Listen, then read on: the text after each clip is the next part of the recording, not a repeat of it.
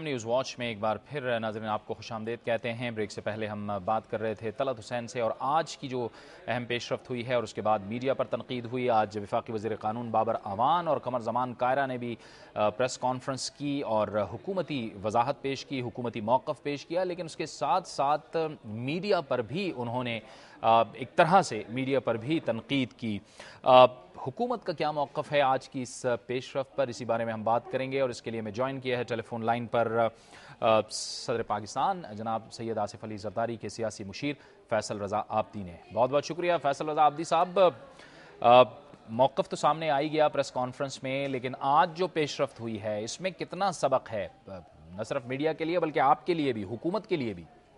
دیکھیں، اس سے سب سے پہلے تو سبق ہے عوام پاکستان کے لیے کہ وہ یہ دیکھیں کہ گزشتہ 2.5 سال سے وہ دن نہیں ہے جس میں ہمارے جانے کی اور حکومت ٹوٹنے کی جو ہے وہ افواہیں نہیں پھیلائی گئی، لیکن ہمارے صبر و سکون نے اور استحکام نے ان چیزوں کو نہ صرف ناکام کیا۔ ایک سیاستدان میں ایک یہی کوالٹی ہوتی ہے کہ اس میں ٹالرنس بہت ہوتا ہے، اور جب مفاہمت کی سیاست کی جانب گامزن ہوتا ہے تو یہ ایک واضح اظہار آپ کے سامنے آیا ہے کہ صرف 1 گھنٹے کے اندر ایک پھیلائی گئی غیر مصدقہ ذرائع کی افواہ پر کتنی بڑی موومنٹ ہوئی، کس طرح رات کو کورٹس بلائی گئیں۔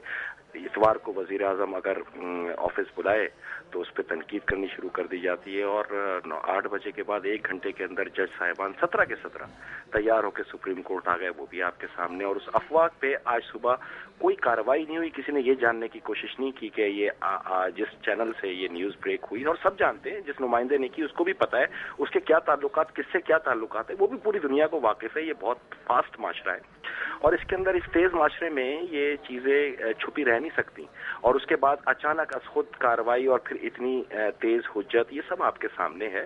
لیکن ہم وزیر اعظم پاکستان نے اس کو کل ودن 30 منٹس اس کی تردید کی اجلاس کو چھوڑ کے، اور اس کو بھی اگر کافی نہیں سمجھا گیا اور پھر ایک مختصر فیصلہ دے دیا گیا اور آرٹیکل 6 کا حوالہ دیا گیا، تو پھر گزارش اب تو پورے عوام کی ایک ہی ہے۔ آرٹیکل 6 ابھی تو لاگو نہیں ہوا، تو ایک سامنے تنبیہ آ رہی ہے آرٹیکل 6 کی، لیکن اگر ہے طاقت، واقعی کوئی عدل ہے، تو مشرف پہ لگائیں آرٹیکل 6 فوراً۔ وہاں اس لیے نہیں لگائیں گے کہ وہاں خود متاثر ہو جائیں گے، اس کو ویلیڈیٹ کیا تھا، اس کو تمام اس کے اقدامات کو استحکام بخشی تھی، ضیاء الحق پہ لگائیں، اس کو بھی نہیں لگائیں گے، اور جتنے آمریت برپا کرتے رہے شخصیات ہیں کسی پہ نہیں لگائیں گے۔ یہ سب چیزیں پیپلز پارٹی کے لیے ہوتی ہیں۔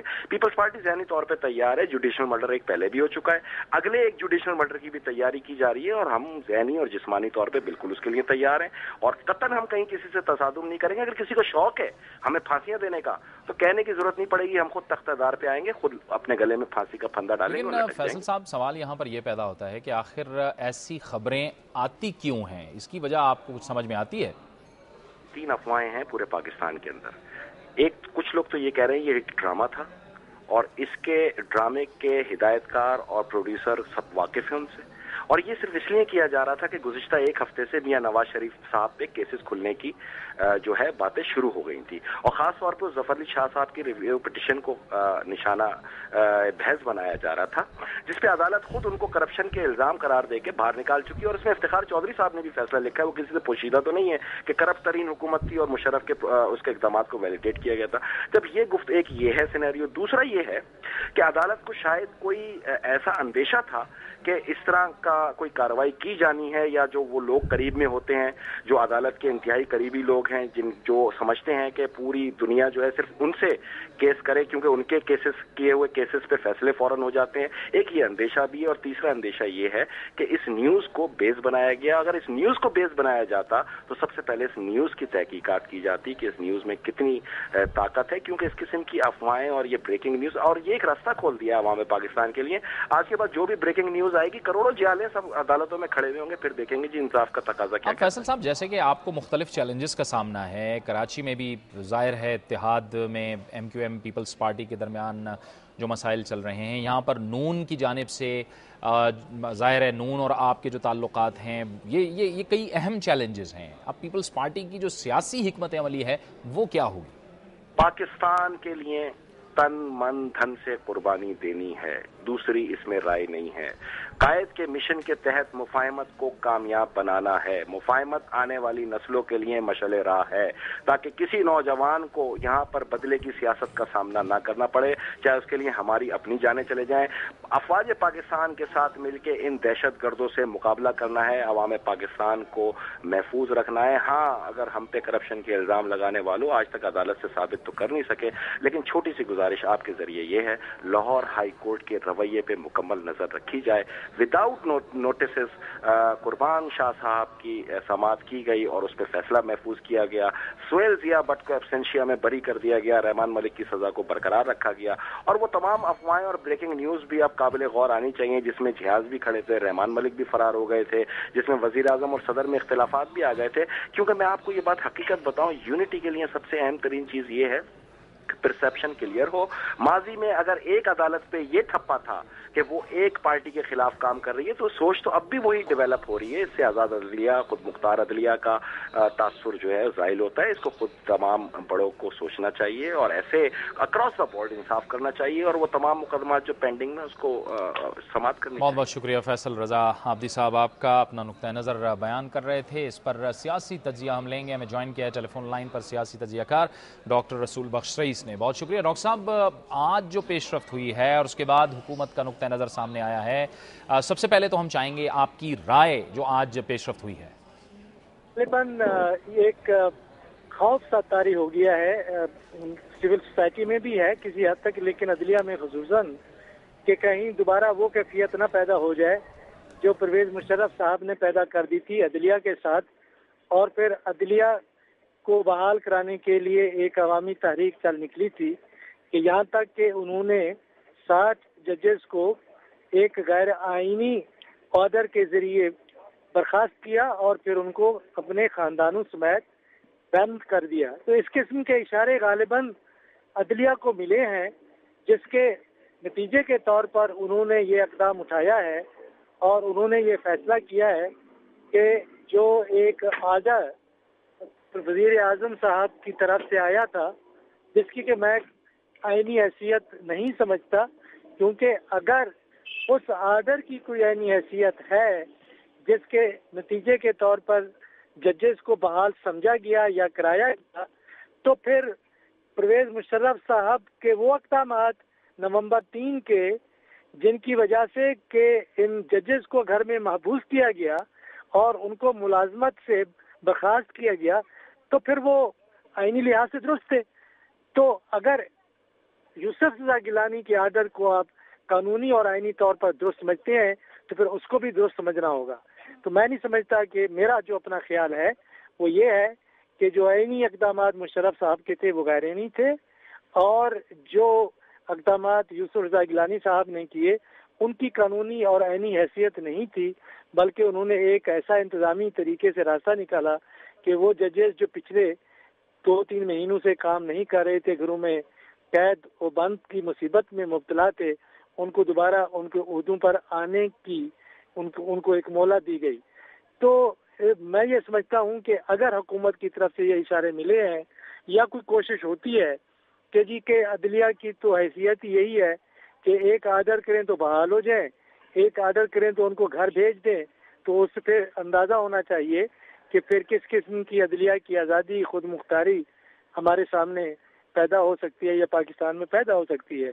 लेकिन अगर हुकूमत कामयाब हो जाती है उस किस्म का आर्डर इम्पोज करने में, और जिस किस्म का आर्डर पे आज जो सुप्रीम कोर्ट की तरफ से आया है, तो जाहिर है कि फिर वो तसादुम जिसका कि हम सबको खदशा था वो फिर हमारे सामने होगा। डॉक्टर साहब, आपको लगता है कि अब इस फैसले के बाद, इस हुक्म के बाद कहीं ना कहीं हुकूमत सियासी तदब्बुर का मुजाहरा करेगी, कुछ बेहतर कुछ समझेगी? मेरे ख्याल में अगर आप तदब्बुर की बात करते हैं तो मुझे तदब्बुर यूसुफ रज़ा गिलानी साहब में तो माफ़ी चाहता हूँ बड़े सद एहतराम के साथ, उनमें नज़र नहीं आता कि आज जिस बहरान का पाकिस्तान शिकार है उसमें उन्होंने कलीदी किरदार अदा किया है कि वो एक आईनी किरदार अदा कर सकते थे और अपने अख्तियारात को इस्तेमाल कर सकते थे।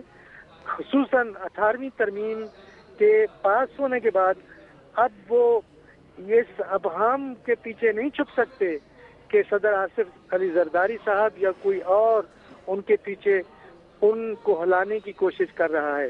وہ خود مختار وزیر اعظم ہیں, ان کو ذمہ داری لینی چاہیے کہ آخر کوئی 70 سے زیادہ وہ لوگ کیوں کلیدی عہدوں پر بیٹھے ہوئے ہیں جن کے خلاف کے اکاؤنٹیبلٹی کورٹس میں کیسز ہیں یا اکاؤنٹیبلٹی لا جس کے بارے میں وہ بہت شکریہ ڈاکٹر رسول بخش رئیس ہم سے گفتگو کر رہے تھے آج کی اہم پیش رفت پر. پروگرام کے آخری حصے میں ہم ذکر کریں گے اس بے بس پاکستانی کا جو ایک عرصے سے کویت کی جیل میں قید ہے اور ابھی تک بارہا حکومت پاکستان سے اپیل کرنے کے بعد, حکومت کویت سے اپیل کرنے کے باوجود ابھی تک اس کی رہائی عمل میں نہیں لائی جا سکی.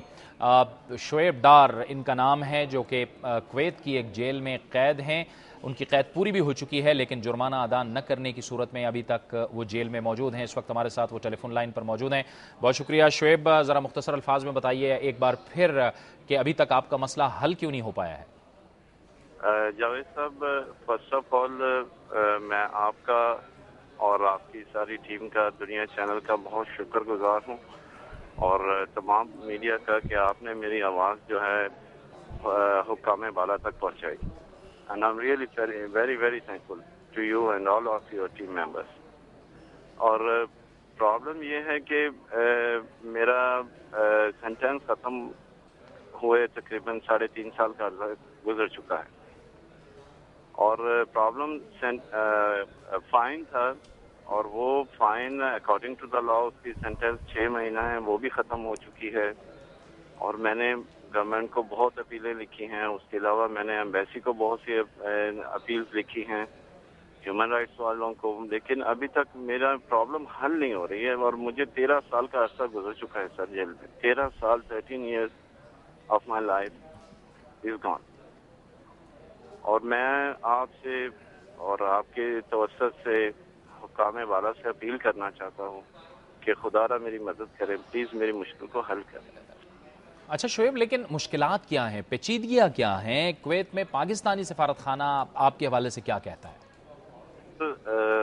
پیچیدگی ایکچولی فائن کی ہے. فائن کی اماؤنٹ اتنی زیادہ ہے کہ میں اس کو پے نہیں کر سکتا اور اس کے لیے میں نے آپ کو بتایا کہ اکارڈنگ ٹو دا لا اس کی سینٹینس 6 مہینے ہے جو کہ پوری ہو چکی ہے. اس کے بعد سینٹینس پوری ہونے کے بعد میں نے جب میرا ٹریول بین ہٹانے کے لیے اپیل کی گئی تو وہ اپیل ریجیکٹ ہو گئی اور اب مجھے یہ فورس کیا جاتا ہے کہ میں مطلب اس فائن کو پے کروں جبکہ میرے پاس اتنی بڑی اماؤنٹ نہیں. اچھا یہ جرمانے کی رقم کتنی بنتی ہے؟ سر وہ 72,000 KD ہے. اچھا پاکستانی روپوں میں کتنی بنتی ہے؟ پاکستانی روپوں میں تقریباً آپ کہہ سکتے ہیں 2.5-3 کروڑ روپے بنتی ہے. اچھا یہ بتائیے کہ آپ کو پاکستانی سفارت خانہ کیا کہتا ہے, وہ کیا بتاتا ہے کہ وہ کیا اقدامات کر رہے ہیں آپ کے لیے؟ مجھے جو CWA صاحب ہمارے جو ہیں کمیونٹی ویلفیئر اٹیچی مسٹر ابو نواز خان صاحب, انہوں نے مجھے بتایا کہ ہی از ڈوئنگ, وہ ٹرائی کر رہے ہیں, وہ کہتے ہیں کہ ہم ٹرائی کر رہے ہیں, لیکن وہ ان کی مطلب اتنے عرصے سے وہ ٹرائی کریں ابھی تک کوئی رسپانس نہیں ہے. وہ کہتے ہیں ہمیں ابھی تک مطلب ہم نے اپیل لکھی ہے لیکن ہمیں رسپانس کوئی نہیں آیا. لیکن سب میں اس قدر تھک چکا ہوں, 13 سال سے میں یہ جیل کاٹ رہا ہوں اور جبکہ میری سینٹینس بھی ختم ہو چکی ہے اور اتنی بڑی اماؤنٹ نہ میرے پاس آ جائے, نہ میرے پاس اتنی بڑی اماؤنٹ میں مطلب ارینج. اچھا شعیب, آپ کو کتنی قید ہوئی تھی, کتنی آپ نے ابھی تک کاٹی ہے اور جرمانہ ادا نہ کر سکنے کی وجہ سے کتنی جیل آپ کو کاٹنی پڑ رہی ہے؟ سر پہلی چیز تو یہ ہے کہ میری سینٹینس 2007 کو ختم ہو گئی تھی.